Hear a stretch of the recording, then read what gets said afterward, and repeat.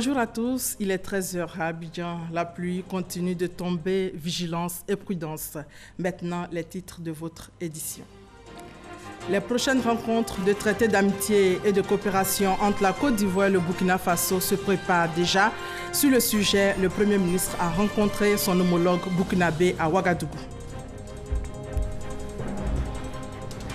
Journée mondiale sans sachets plastiques. La Côte d'Ivoire marque l'événement en sensibilisant la population ivoirienne sur les dangers des sachets plastiques polluants. Les détails dans ce 13h avec notre spécialiste maison, Grace Kando. S'agissant de la lutte contre les trafics illicites, 17 camions de bois ont été saisis par les eaux et forêts. Le préjudice est estimé à plus de 50 millions de francs CFA.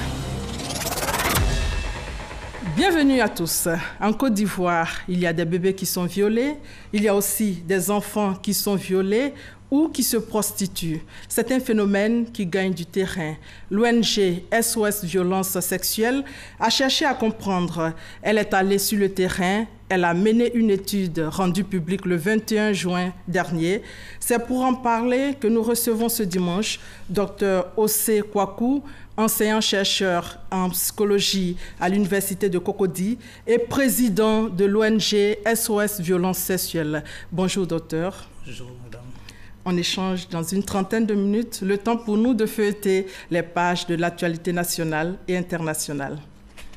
On commence par le séjour du Premier ministre à Ouagadougou, au Burkina Faso. Amadou Gon Coulibaly a rencontré son homologue burkinabé en vue de préparer les prochaines rencontres du traité d'amitié et de coopération entre les deux pays. Eman Guivi. Du 17 au 18 juillet 2017, Ouagadougou, la capitale du Burkina Faso, abritera la 6e session du traité d'amitié et de coopération qui existe entre la Côte d'Ivoire et le Burkina Faso, en vue de préparer les rencontres qui se tiendront au cours de cette importante réunion pour les deux pays. Le Premier ministre Amadou Gon Coulibaly, à la tête d'une délégation composée de membres du gouvernement, s'est rendu à Ouagadougou où l'attendait à l'aéroport son homologue Paul Kabatieba, Premier ministre du Burkina Faso. Ouverture des travaux préparatoires du taxis autour d'une table. Experts ivoiriens et burkinabés en matière de coopération, des travaux préparatoires qui permettront de procéder à une évaluation des décisions et recommandations prises lors de la dernière conférence du sommet d'amitié et de coopération qui lie les deux États. Dans le point des différents accords passés entre les deux pays au cours du précédent TAC, le Premier ministre Amadou Gon Coulibaly s'est réjoui des progrès observés dans le cadre de cette coopération et a également fait cas des axes majeurs qui seront abordés au cours de la prochaine session. Lors des dernières assises du TAC, tenues le 29 juillet 2016 à Yamoussoukro, 13 accords de coopération dans divers domaines d'intérêt commun ont été signés. Cette rencontre de très haut niveau a été l'occasion également d'examiner et d'apprécier les progrès réalisés dans la mise en œuvre d'importants projets prioritaires. Il s'agit entre autres du projet de construction de l'autoroute Yamoussoukro-Ouagadougou, du projet de réhabilitation du chemin de fer Abidjan-Ouagadougou-Kaya et la construction de la nouvelle voie ferrée Kaya-Tambao, de l'augmentation de la fourniture d'électricité au Burkina Faso par la Côte d'Ivoire, de la coopération dans le domaine de la lutte contre la traite transfrontalière des enfants entre nos deux États, du projet de matérialisation de la frontière Burkina Faso-Côte d'Ivoire et de la question relative à l'évacuation du Mont Péco. Monsieur le Premier ministre, s'il est vrai que nous avons de réels motifs de satisfaction au regard des avancées notables enregistrées dans notre commune volonté de libérer notre coopération des entraves qui freinent son rayonnement total, il n'en demeure pas moins que les défis qui nous restent à relever demeurent tout aussi nombreux qu'importants. C'est pourquoi la détermination affichée par leurs excellences, M. Alassane Ouattara et Roch Marc Christian Kaboré, nous conforte dans la quête permanente de nos gouvernements de faire de nos deux territoires une ère de prospérité et de progrès au bénéfice de nos deux peuples. Le Premier ministre Amadou Gon Coulibaly, accompagné de sa délégation, a également été reçu par le président de la République du Burkina Faso, Roch Marc Christian Kaboré. Ça a été l'occasion pour moi de transmettre au président du Faso les salutations fraternelles de son Excellence M. Alassane Ouattara et de lui dire qu'il sera bien ici pour que nous continuions donc à travailler au renforcement de la coopération donc, entre nos deux pays. Objectif premier du TAC, le traité d'amitié de coopération ivoiro-burkinabé, consolider les relations privilégiées de fraternité et de coopération dans les grands domaines d'intérêt commun, que sont la politique, les domaines socio-économiques, culturels, scientifiques, judiciaires, les domaines de la défense, de la sécurité, de l'environnement et du droit humanitaire entre le Burkina Faso et la République de Côte d'Ivoire. À quelques jours de l'événement, les deux parties ont donc préparé le terrain pour le succès de cette 6e session. Dans l'actualité économique, le nouveau président du groupe de la Banque islamique de développement arrive à Abidjan ce samedi. C'est sa première visite en Afrique subsaharienne. Le choix de la Côte d'Ivoire parce que le pays et la BID entretiennent de bonnes relations de coopération depuis 2002. Au total, la banque a investi environ 600 milliards de francs CFA dans plusieurs secteurs d'activité depuis 15 ans. Francis Boifo. La ministre du Plan et du Développement, Nialé Kaba, veut s'assurer qu'aucun détail n'a été oublié concernant la mission qu'effectue le nouveau président du groupe de la Banque islamique de développement BID du 9 au 11 juillet prochain à Abidjan. Le président Badar, qui profite de la 44e réunion des ministres des Affaires étrangères de l'OCI, pourra présenter son institution à l'ensemble des pays membres de l'organisation. Et il pourra profiter donc de son séjour également pour parler de la coopération entre la Côte d'Ivoire et la Banque islamique de développement et évoquer les voies et moyens pour renforcer cette coopération. Depuis 2002, la BID fait partie des partenaires au développement de la Côte d'Ivoire. 18 projets financés dans les secteurs de l'agriculture, l'éducation, la formation professionnelle, l'eau, l'assainissement, le transport. Le volume des interventions entre 2002 et aujourd'hui, 1,72 milliard de dollars. Soit près de 600 milliards de francs CFA d'investissement.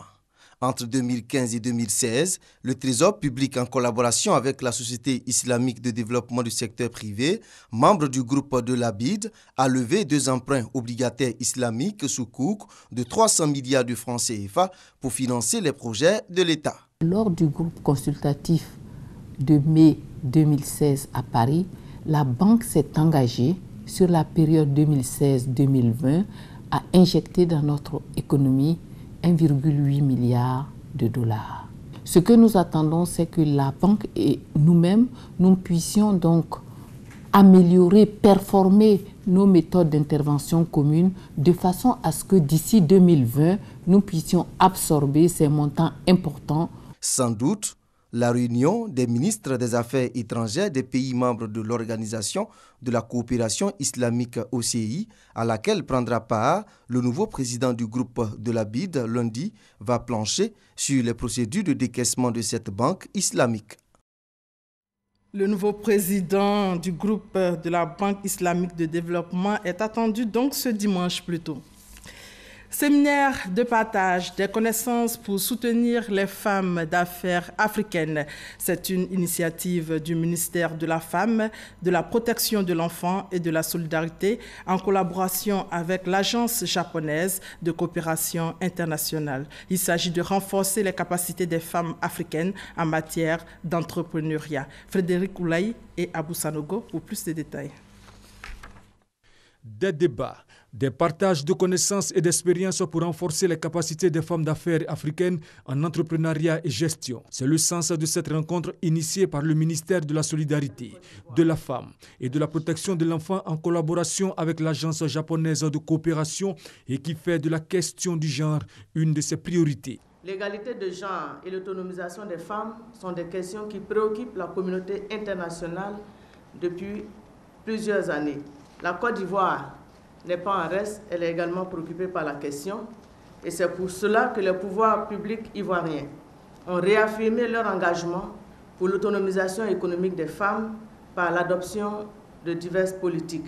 Le Sénégal, le Burkina Faso, le Ghana, Le Nigeria et la Côte d'Ivoire sont les pays de la sous-région ouest africaine venus s'inspirer de l'exemple réussi de la ville de Yokohama, dirigée par une femme qui, à travers son leadership, a fait émerger les femmes dans les secteurs de l'eau, de l'éducation et des technologies. L'autonomisation des femmes est très importante pour le développement, non seulement en Côte d'Ivoire, mais pour l'Afrique. C'est pour ça qu'on a commencé cette coopération à travers la JICA pour soutenir l'autonomisation des femmes. Aujourd'hui, ce séminaire est pour partager les expériences des femmes entrepreneurs pour qu'elles puissent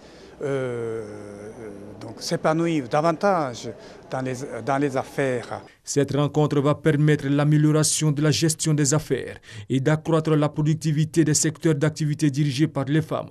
Par ailleurs, le Japon s'engage à apporter son soutien aux femmes et appelle les États africains à promouvoir la question du genre.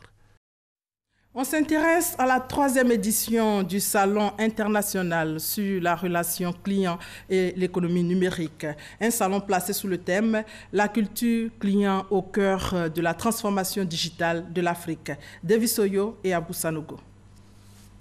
Une rencontre internationale à Abidjan sur la dématérialisation de l'externalisation des services et la relation client pour satisfaire et fidéliser la clientèle. La réflexion a porté sur plusieurs méthodes, notamment le centre d'appel et la transformation digitale. En tant que professionnel, le premier critère, c'est ce qu'on appelle la joignabilité. C'est-à-dire que vous voulez avoir une marque, vous voulez avoir un renseignement. Le premier critère de satisfaction, c'est qu'il faut que la marque réponde.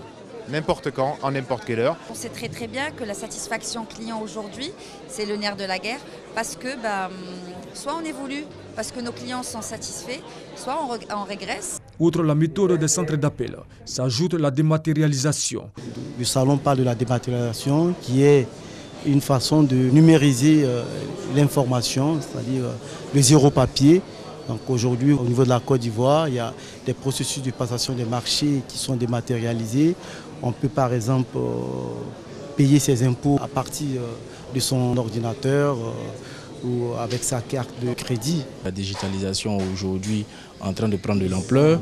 L'État est en train de mettre en œuvre des dispositions pour booster l'économie numérique, les efforts que l'AETCI met en œuvre pour sécuriser aussi les transactions financières. Tout est réuni aujourd'hui pour que l'ensemble des entreprises se lancent aujourd'hui dans le digital sans crainte. Le Salon international de la dématérialisation et l'externalisation des services et la relation client a vu la participation d'une vingtaine d'entreprises nationales et internationales. Il a duré 2 jours. Ce salon ambitionne d'être une plateforme d'échange africain entre les clients et les entreprises. La journée mondiale sans sachets plastique a été célébrée le 3 juillet dernier. La Côte d'Ivoire a marqué l'événement hier dans la commune du Plateau.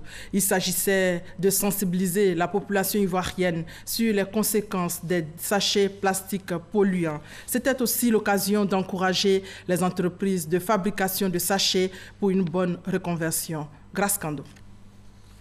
La Côte d'Ivoire veut s'inscrire au rang des pays engagés pour un monde sans sachets plastiques. Ce, dans l'optique de promouvoir un cadre de vie propre, un environnement marin sain, en vue de préserver la santé des populations. À l'occasion de la Journée mondiale sans sachets plastiques, la ministre Anne-Désirée Ouloto a fait remarquer que des avancées notables ont été enregistrées depuis la prise du décret en 2013. Beaucoup a été certainement fait, mais beaucoup à nouveau reste à faire. Et j'encourage donc les entreprises à continuer leur reconversion. Le comité interministériel, dans son bilan réalisé cette semaine, a fait un certain nombre de recommandations. C'est la raison pour laquelle je voudrais dire à nos populations que vivre sans sachet plastique, c'est possible. Il suffit de volonté. Nous passons le message au monde des commerçants, c'est-à-dire toutes les entreprises qui interviennent dans la distribution, aussi bien les grandes surfaces que les petits commerçants dans nos marchés, les femmes qui vendent du vivrier et également les artisans, et toutes les PME, PMI, toutes ces personnes sont concernées pour que l'application de la décision du gouvernement puisse être effective. Les sachets plastiques obstruent les ouvrages d'assainissement et 80% des déchets présents dans les océans sont des déchets d'origine plastique. C'est pourquoi opérateurs économiques et chefs traditionnels s'engagent dans la lutte. nous sommes prêts au niveau de la chefferie traditionnelle à faire en sorte que les 9000 que nous sommes en Côte d'Ivoire, nous puissions dans tous les départements veiller à ce que la sensibilisation soit faite pour que la Côte d'Ivoire soit toujours en avance sur les autres pays. Nous avons déjà des producteurs ici en Côte d'Ivoire qui proposent des sacs réutilisables. Ça a été moins facile parce qu'on a eu le mécontentement de nombreux clients qui ont préféré laisser leurs achats plutôt que de devoir partir sans sac plastique. Et c'est là que la question se pose et qu'on doit vraiment être ferme sur nos positions et dire que l'environnement c'est ce qui est plus important. 0 sachet plastique à l'horizon 2020, c'est ce à quoi s'engage le comité interministériel. Pour réussir ce pari, plusieurs actions sont prévues. L'extension de la lutte à la sous-région, la mise en place d'un cadre formel de collaboration avec les commerçants et la distinction des entreprises qui ont réussi leur reconversion. La police forestière a saisi 17 camions de bois sur l'autoroute du Nord et la voie d'Anyama. Un corbillard transportant des billes de bois a été aussi intercepté. Le préjudice est estimé à plus de 50 millions de francs CFA. Abou Sanogo. Les eaux et forêts poursuivent leur lutte pour la protection du verger ivoirien, exploité abusivement par des trafiquants. Ce sont au total 550 chevrons, 1044 sacs de charbon de bois, des billons de bois, plus de 200 plots de mien, tous dissimulés dans ces véhicules de transport de marchandises et dans des remorques pour échapper aux éléments de la police forestière saisis sur l'autoroute du Nord et la voie d'Anyama. À ces véhicules s'ajoute un corbillard rempli de sacs de charbon. À travers cette prise, dont le préjudice est estimé à plus de 50 millions de francs CFA, la police forestière entend intensifier sa lutte contre l'exploitation abusive et incontrôlée de ce qui reste de la forêt ivoirienne. Ces camions saisis seront stockés à l'unité de gestion forestière de la Sodefort. Les personnes du 3e âge et les retraités de plusieurs communes d'Abidjan visitent le jardin botanique de Bingerville. Objectif, se ressourcer et profiter des bienfaits de la nature. Une sortie écologique initiée par le Fonds international pour le développement de la retraite active. Encore Abou Sanogo. Idéal pour une randonnée, le jardin botanique de Bingerville est un site privilégié pour les visiteurs. C'est le cas de ces personnes du 3e âge. Une immersion pour profiter de l'air frais, s'aérer le cerveau et aussi découvrir la faune et la flore.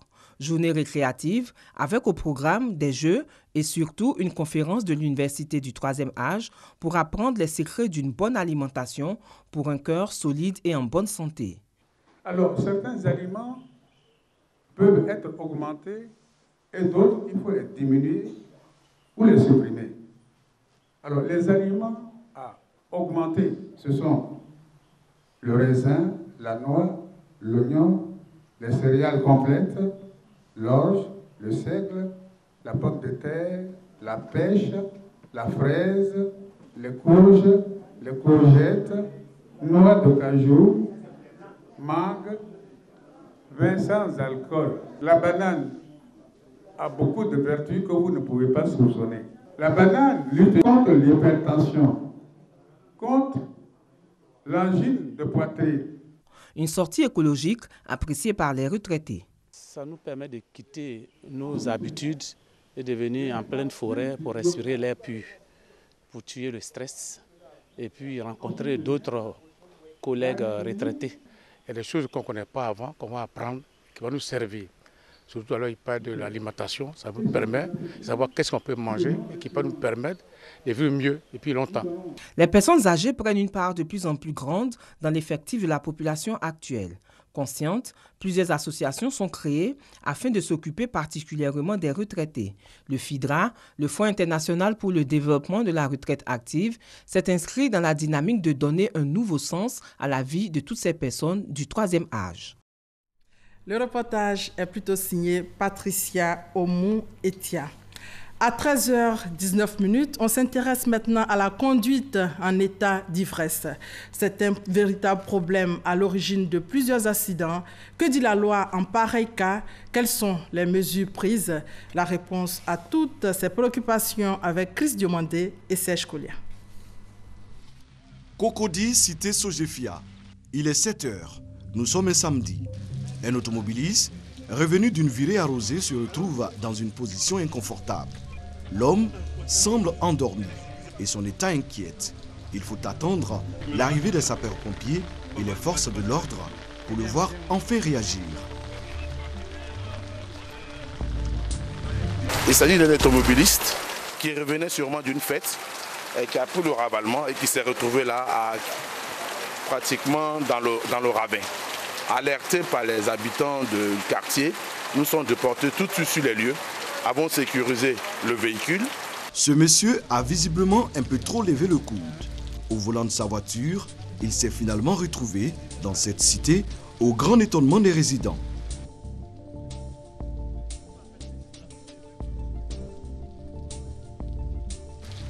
Conduire en état d'ivresse, une mauvaise habitude, aux conséquences parfois incalculables. Lorsque le conducteur, après avoir subi un test d'alcoolémie, se retrouve avec comme résultat 0,8 g d'alcool par litre de sang, on dit qu'il est en état d'ébriété par rapport à la conduite automobile. L'alcool et le volant ne font pas souvent bon ménage. Diminution de la vigilance, allongement du temps de réaction, bref, l'alcool affecte directement les capacités physiques et les réflexes du conducteur. L'alcool, quand tu bois, tu es sur la direction, tu n'as pas de temps normalement. Tu peux créer un accident, tu peux créer des dégâts. Tu mets ta vie en jeu et puis tu mets la vie des autres aussi en danger. Ça, c'est très dangereux. C'est être inconscient. Pour certains automobilistes, l'alcool constitue un stimulant. Une grave erreur que beaucoup commettent. Chaque année, la Côte d'Ivoire enregistre de nombreux cas d'accidents mortels causés par la conduite en état d'ivresse. Ça représente dans nos statistiques environ 10% des accidents. Ça fait, disons, 1000 accidents par an. Que dit la loi sur ce phénomène qui, chaque jour, endeuille de nombreuses familles? Il y a la loi numéro 63-527 du 26 décembre 1963 portant fixation des peines applicables à certaines infractions commises en matière de police de circulation. L'article premièrement de cette loi dit, et la loi est très claire là-dessus, que sera puni d'un emprisonnement de 2 mois à 1 an et d'une amende de 100 000 à 1 million de francs, ou de l'une ou l'autre de ces deux peines, quiconque se trouvant en état d'ivresse ou sous l'empire d'un état alcoolique aura conduit ou tenté de conduire un véhicule. La preuve de l'état alcoolique donne immédiatement lieu à l'annulation du permis de conduire. La loi permet aussi aux forces de l'ordre de conduire l'automobiliste éméché à la gendarmerie ou au commissariat afin de le placer en cellule de dégrisement jusqu'à ce qu'il retrouve ses esprits. Comme sanction, il y a la peine de travail d'intérêt général et l'obligation d'accomplir un stage de sensibilisation à ses propres frais. Côté assurance, un accident de la route ne garantit aucun dédommagement à l'automobiliste en état d'ébriété. Même si vous avez la couverture qu'on appelle la tout risque, donc qui veut que vous soyez couvert dans tous les cas de figure, un renversement du fait d'un état d'ébriété élevé n'est pas couvert. Ce qui est différent de la garantie responsabilité civile vis-à-vis des tiers. Cette garantie protège le tiers. Et tiers toute personne qui prend position à bord d'un véhicule autre que le conducteur. Pour une conduite responsable, des conseils d'usage s'imposent. Comme c'est le cas en saison de pluie, il vaut mieux réduire vraiment la consommation d'alcool pour prendre son volant. Il suffit simplement de changer les habitudes et vous vous rendrez compte que le taux d'accident va baisser et les assureurs pourront mieux servir la population. La consommation abusive d'alcool est la première cause de mortalité sur les routes. En Côte d'Ivoire, le constat est réel et inquiétant. L'alcool tue au volant. En plus des efforts à déployer, il faut songer à mettre en place un test d'alcoolémie, des tests inexistants à ce jour sur nos routes. Cela peut contribuer à réduire au maximum les dégâts. Voilà, c'est un dossier signé Chris Diomandé et Serge Collier. 28 km, c'est la distance que sont obligés de parcourir les habitants du village de Sofossi, c'est à Méagui, pour se soigner. La société coopérative agricole de Sofossi a décidé de changer les choses en construisant un centre de santé pour le village, nous dit Mahama Traoré. Une première pierre, symbole d'un début de soulagement pour les populations du village de Sofossi, dans le département de Méagui. Soulagement à l'idée de savoir que leur village sera prochainement doté d'un centre de santé urbain d'une valeur de 36 millions de francs CFA, ce grâce à la société coopérative agricole de Sofossi. Avant, nos parents se déplaçaient, on n'a pas de bonnes pistes, donc l'accouchement de nos femmes, les femmes meurent sur la route. Donc vraiment, la coopérative a décidé de faire une centre de santé vraiment pour sauver les vies et surtout pour vraiment le développement de notre village. La société coopérative agricole de Sofossi n'en est pas à sa première action de développement dans ce village. Elle a déjà doté l'école primaire du village de 3 salles de classe. Autre action de taille, la formation de plus de 1000 planteurs de cacao aux bonnes pratiques agricoles, ce qui leur a permis de bénéficier de 300 millions de francs CFA de primes pour la production des fèves de qualité. Des résultats probants pour la société coopérative agricole de Sofossi en seulement 4 années d'existence. Dans 12 jours, l'ouverture des 8e Jeux de la francophonie. Mais déjà, à partir du 18 juillet, environ 80 délégations étrangères arriveront ici même à Abidjan. Les villages du district autonome d'Abidjan ont décidé de se mobiliser pour la réussite de ce grand rassemblement sportif et culturel. Il y a un an, un programme d'hébergement qui a été mis en place. Issa Iyo Tchona.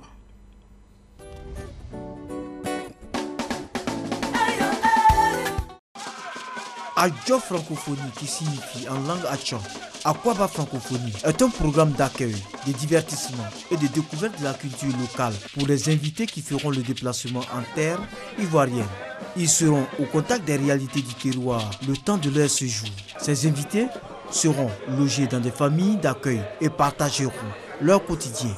Ces derniers seront également intégrés en fonction de leur âge dans les générations afin de conserver après leur départ un lien fort avec leurs hôtes. Des sites touristiques et des fan zones meubleront le séjour des invités. Tous ceux qui viendront au jeu seront bien accueillis comme le font les Tchamans. Les Tchamans ont accepté tout le monde, c'est pour cela qu'Abidjan est devenu grand et grand. Donc nous attendons le jeu de la francophonie. Ainsi, ils auront l'occasion de saisir un pan de l'histoire et de la riche tradition d'accueil et d'hospitalité des populations de ces villages. Dans le cadre de ce programme, le village d'Abobo Baoulé, situé sur l'axe Abidjan-Alépé, juste après le sous-quartier Samaké, a mis à la disposition des futurs invités cet immeuble flambant neuf de 3 niveaux, construit avec des matériaux modernes. Un ensemble de commodités s'y trouve pour faciliter la cohésion et les échanges entre les résidents. En instaurant le concept à Adjo, c'est pour dire à nos hôtes, aux délégations étrangères, aux visiteurs qui vont arriver, que la Côte d'Ivoire est un pays très hospitalier et surtout très accueillant. Avec ce grand projet, le peuple Hatchan, modestement, et à travers le peuple Hatchan, toute la Côte d'Ivoire vous accueille les bras ouverts. Et vous serez tous les bienvenus dans nos différents villages, dans nos différents quartiers et dans notre grand pays qui est la Côte d'Ivoire. Le programme Adjo Francophonie est déployé aujourd'hui dans 7 villages du district d'Abidjan sur un total de 63.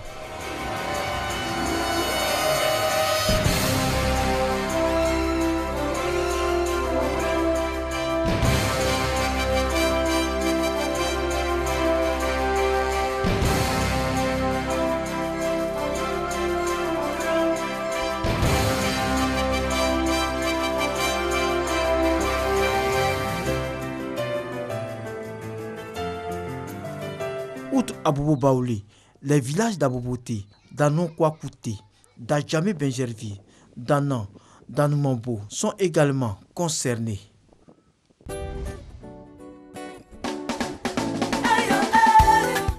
Voilà, les Jeux de la francophonie, c'est dans 12 jours. Un mot de diplomatie dans ce journal. L'ambassadeur d'Italie en Côte d'Ivoire est en fin de mission. Il a passé 4 ans ici pour rehausser les relations entre la Côte d'Ivoire et l'Italie. Il a fait ses adieux au cours d'un dîner où il a été élevé au rang de commandeur de l'ordre national. Ahmed Traoré et Abou Sanogo. Son Excellence, M. Alfonso Di Rosso, ambassadeur extraordinaire et plénipotentiaire de la République d'Italie en Côte d'Ivoire, au nom du président de la République et en vertu des pouvoirs qui nous sont conférés, nous vous faisons commandeur de l'ordre national de Côte d'Ivoire. C'est par cette formule consacrée que le ministre de l'Intégration africaine et des Ivoiriens de l'extérieur a planté le décor de la réception offerte à l'ambassadeur d'Italie à l'occasion de son départ de la Côte d'Ivoire. Selon Ali Koulibaly, Alfonso Di Rosso a contribué pendant 4 années passées en Côte d'Ivoire à rehausser les relations entre les deux pays. Le destin porte ceux qui l'acceptent et traîne ceux qui le refusent. Et je me suis bien fait porter vers Abidjan. Pendant les années de ma présence ici, la ville et le pays ont progressé énormément. Sous mes yeux attentifs, normalité de la vie quotidienne, parcours électoral correct, réforme du cadre constitutionnel, dialogue avec l'opposition. Le 26 juillet 1961 marque le début des relations entre la Côte d'Ivoire et l'Italie. Plus de 80 entreprises italiennes sont implantées en Côte d'Ivoire et l'ambassadeur Alfonso Di Rosso estime que le bilan de sa mission en Côte d'Ivoire est très positif. En Turquie, et c'est en image, la marche de la justice met à l'épreuve Erdogan.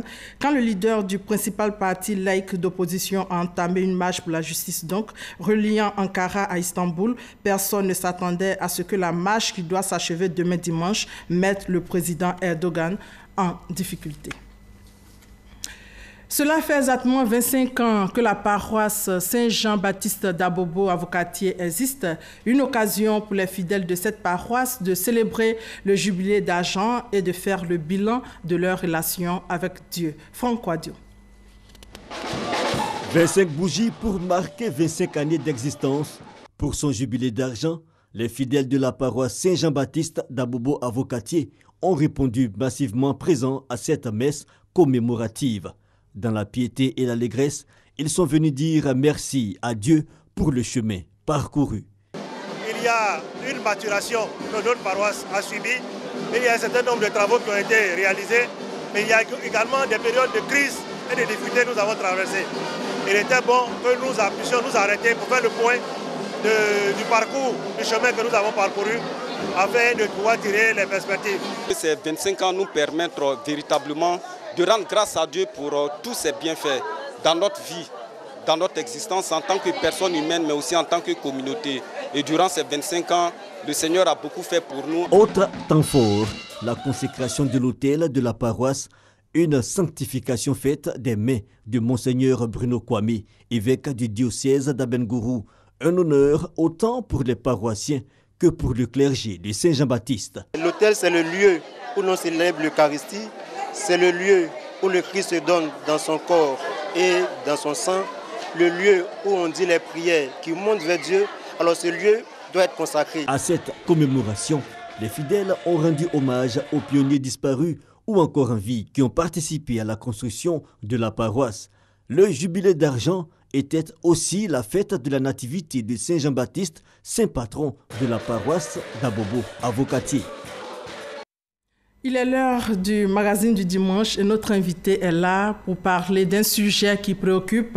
C'est devenu même un phénomène, c'est l'exploitation sexuelle des enfants. Notre invité, Dr Osei Kwaku, est enseignant-chercheur en psychologie à l'université de Cocody.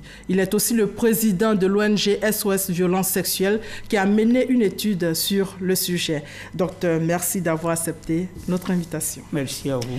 On va commencer par un petit coup de pédagogie. Les violences sexuelles, qu'est-ce que c'est? Merci. Et je voudrais donc dire merci à la LTI qui me donne l'occasion de parler de la problématique des violences sexuelles. Comme vous savez, dans nos sociétés, les violences, surtout la sexualité est un phénomène tabou. Lorsqu'on parle de violence sexuelle, il faut se référer à un système de rapport de force entre celui qui commet l'acte et celui qui subit. Et on se rend compte que généralement, ce rapport est déséquilibré en faveur de celui qui commet l'acte et en défaveur de celui qui subit. Ceci permet donc de définir les violences sexuelles comme tout acte sexuel commis sur une personne contre son gré, sous contrainte donc. Voilà. Et il y en a plusieurs formes. Et l'exploitation sexuelle alors? Et l'exploitation sexuelle aussi, c'est toute forme de maltraitance sexuelle qui est commise par un adulte accompagné d'une rémunération qui est payée en nature ou en espèces, soit à l'enfant, soit à une tierce personne. Donc voici comment on peut définir ces phénomènes. Aujourd'hui, quelle est la situation dans le pays? Si on veut parler de l'exploitation sexuelle, c'est le sujet qui nous réunit ici maintenant. On constate que c'est un phénomène aussi qui existe sous nos cieux ici. Et donc, c'est ce qui a fait l'objet de l'étude. Et je vous remercie pour l'occasion pour en parler. Donc, le phénomène d'exploitation sexuelle des enfants à des fins commerciales est une réalité. C'est une réalité. Quelle est la situation aujourd'hui en Côte d'Ivoire? L'étude que nous avons menée nous a permis de comprendre que la plupart des enfants qui étaient dans l'exploitation sexuelle étaient dans le milieu prostitutionnel. Et ces enfants-là on pourrait dire, étaient entraînés dans ce milieu, ont eu contact avec les abuseuses par le biais de l'outil de la technologie, de la communication, de l'information. Et donc, c'est une catégorie d'enfants, donc des enfants qui se prostituent et qui sont donc exploités par des adultes, parce que ces adultes-là profitent effectivement de ces enfants. Donc, viol, prostitution, quels sont les enfants qui sont exposés? L'âge? L'âge le viol, on va dire que tous les enfants sont exposés, parce qu'il nous a été rapporté des faits où des enfants de moins d'une année même ont été violés. L'exploitation sexuelle, comme c'est dans le milieu prostitutionnel, généralement, il s'agit des enfants d'âge prépubertaire, 10, 11 ans, jusqu'à 17, 18 ans. Mais sinon, on pourrait dire tous les enfants. Et ce qu'on note en plus, c'est que tous les enfants de sexe féminin ou des enfants de sexe masculin, c'est-à-dire ça touche aussi bien les hommes, les enfants garçons, comme les enfants filles. Mais ce qui retient notre attention, c'est que vous venez de dire qu'il y a même des bébés de 1 an, c'est ça? Oui, même des bébés de moins d'1 an qui sont violés parce que... violés comment? Bon, vous savez, dans nos communautés, dans nos quartiers, souvent l'enfant, le bébé, il est en contact avec plusieurs personnes et par manque de contrôle des parents, le soir, la maman découvre que soit l'enfant a subi des attouchements, ses parties génitales ont été perforées ou anales ont été perforées. Ce sont des cas qui nous parviennent quelquefois. Et concernant les bébés, vous avez recensé combien de cas? Depuis que nous fonctionnons, nous avons eu au moins 3 ou 4 cas de bébés comme ça qui ont été violés. Et vous avez saisi les autorités, tout ça? Oui, généralement, soit c'est des bébés qui ont été enlevés, c'est-à-dire les parents ont perdu leurs traces et après ils les retrouvent et ils ne savent pas qui se référer, qui était l'auteur. Et quel a été votre rôle? Est-ce que vous avez saisi les autorités par rapport à ces cas? Oui, bien sûr que nous saisissons toujours les autorités parce que nous travaillons en collaboration avec les structures de protection comme la police, les centres sociaux, les centres sanitaires. Et donc, toutes les autorités ont été saisies. Et qu'est-ce qui a été fait? Bon, des investigations ont été menées pour soit retrouver les agresseurs, mais pour ce qui est des enfants qui ont été victimes, nous avons apporté une prise en charge médicale et psychologique. Ça nous emmène donc même à parler du profil de ces individus qui exploitent ces enfants-là. Quel est leur profil? Pour le profil, il faut dire qu'il y a toutes les catégories sociales des personnes. On peut observer aussi bien mais ce qu'on note couramment, c'est qu'il s'agit de personnes qui ont un certain pouvoir financier, qui sont capables de se payer des prestations sexuelles des enfants. Et ce sont ces personnes-là qui abusent beaucoup plus. Comment c'est? Ce qu'on observe de plus en plus, c'est que par le passé, c'était des hommes qui faisaient ça uniquement, mais de plus en plus, on observe aussi qu'il y a des femmes qui sollicitent des services sexuels des petits enfants. Comment ça nous amène à savoir comment c'est organisé, comment ça fonctionne, ou bien ça fonctionne comme le système de placement des servantes? Comment ça fonctionne? Oui, c'est un peu un système de proxénétisme où on a des gens qui vont recruter des enfants qu'ils vont placer dans des structures, ils vont placer de façon discrète. Et comme il y a toujours des demandeurs, ils vont se référer à ces personnes-là et ces personnes vont mettre à leur disposition des enfants, des mineurs. C'est ce qui est vraiment dommage.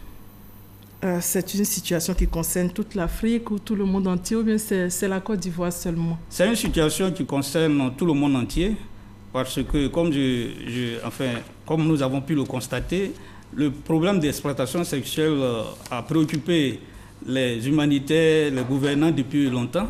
Depuis les années 1996, ça a motivé même 3 sommets mondiaux, des congrès mondiaux. Le premier qui a eu lieu en 1996 à Stockholm, en Suède, le second au Japon à Yokohama en 2001 et le troisième au Brésil à Rio de Janeiro.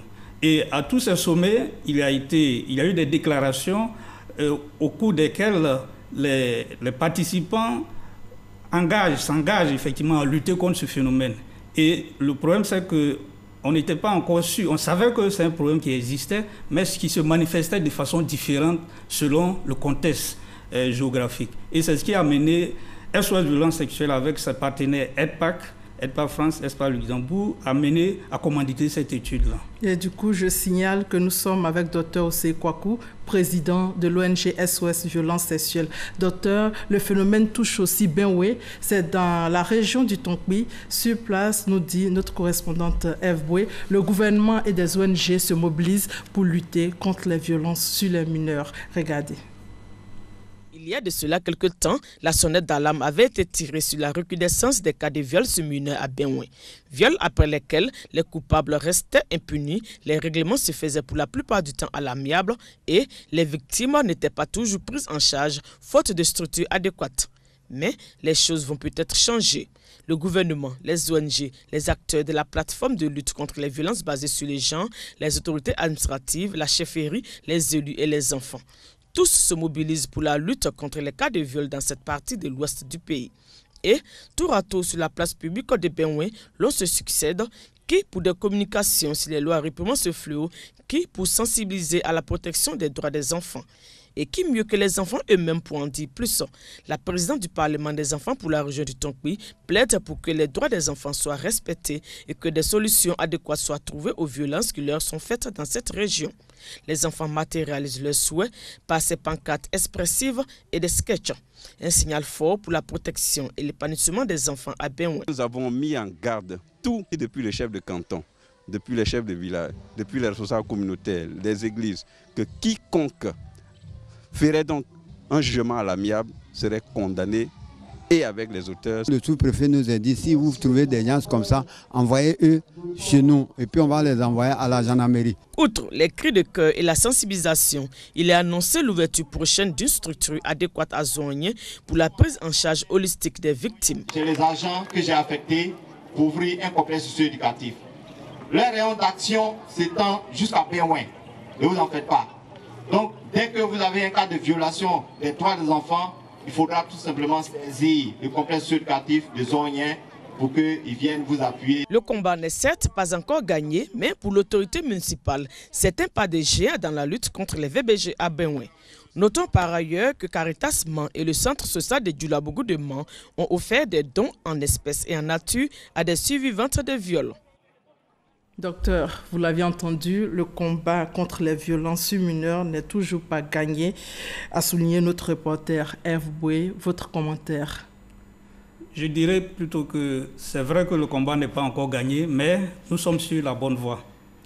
Parce que la sexualité dans nos sociétés, on n'en parle pas suffisamment. Et c'est ce qui fait que les prédateurs sexuels profitent donc du silence qui entoure la sexualité pour abuser. Mais étant donné que de plus en plus nous parlons, nous sensibilisons, je pense que nous sommes sur la bonne voie et que les choses vont évoluer. Donc la Côte d'Ivoire se bat pour la protection des droits des enfants. À votre niveau, quelles seraient vos propositions pour aider le gouvernement? En tant qu'organisation non gouvernementale, notre raison d'être, c'est d'accompagner les actions aussi du gouvernement. Ce qui fait que la plupart des ressources que nous mobilisons, nous contribuons à appuyer les structures. Par exemple, on prend les services de protection des enfants, les services de police qui reçoivent aussi des appuis techniques, des appuis financiers, des formations, des sensibilisations pour toujours un mieux-être des enfants. Il y a une question. C'est une collaboration parfaite. Une collaboration parfaite, mais il y a une question qui nous préoccupe. Vous êtes enseignant-chercheur en psychologie, c'est ça? C'est ça. Dites-nous comment se fait la prise en charge des victimes de violences sexuelles en quelques mots, docteur. Il faut dire que c'est par rapport aux conséquences. Et vous allez vous rendre compte que les conséquences sont tellement graves que ce n'est pas facile souvent pour une victime. Mais l'approche, c'est d'abord l'écoute. Nous écoutons la victime pour lui permettre de se vider parce que, vu l'acte que la victime a subi, c'est une victime traumatisée qui est, on pourrait dire, sa personnalité est désintégrée. Il faut l'aider à recoller les morceaux. Et donc, par une approche de technique de thérapie, soit comportementale, cognitive, nous aidons effectivement. Mais c'est un processus de longue haleine et qui n'est pas aussi, ça ne se fait pas rapidement. Et vous avez mené une étude dans le contexte ivoirien. Quelles sont les recommandations pour terminer, docteur, en quelques mots, vos recommandations? Nos recommandations s'appuient sur quelques insuffisances que nous avons pu observer. D'accord. Et c'est par rapport à cela que nous recommandons qu'on puisse renforcer la présence des services de protection des enfants sur l'ensemble du territoire, par exemple. Ensuite, on puisse renforcer la capacité opérationnelle des services de police, surtout pour que ces structures-là, si elles sont renforcées, puissent mener un contrôle des sites prostitutionnels pour éviter effectivement que des enfants, des mineurs soient en ces lieux. Autre élément, c'est de développer des activités génératives de revenus pour les victimes de violences sexuelles et d'exploitation sexuelle. Merci, Dr Osei Kwaku. Je rappelle que vous êtes enseignant-chercheur en psychologie à l'Université de Cocody et vous êtes le président de l'ONG SOS Violences Sexuelles. Et avec vous, nous avons parlé de l'exploitation sexuelle des enfants, la stratégie de lutte et la prise en charge des victimes. Merci pour votre contribution. Merci. Je vous dis merci. Voilà, c'est la fin de ce 13h supervisé par Adama Kone. Merci de votre fidélité. À très bientôt.